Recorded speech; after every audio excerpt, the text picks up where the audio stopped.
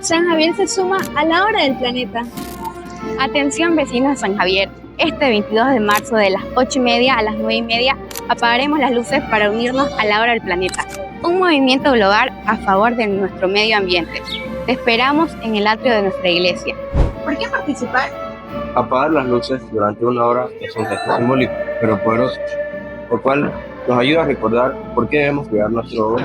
La tierra. Es momento de reflexionar sobre el cambio climático y nuestro impacto en la naturaleza.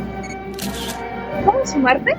Apaga las luces y desconecta aparatos innecesarios. Comparte este mensaje con tus amigos y familiares.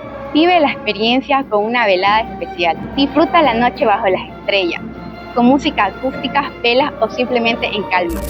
San Javier dice sí al planeta. Sumate y haz la diferencia. Juntos iluminamos el futuro con nuestras acciones.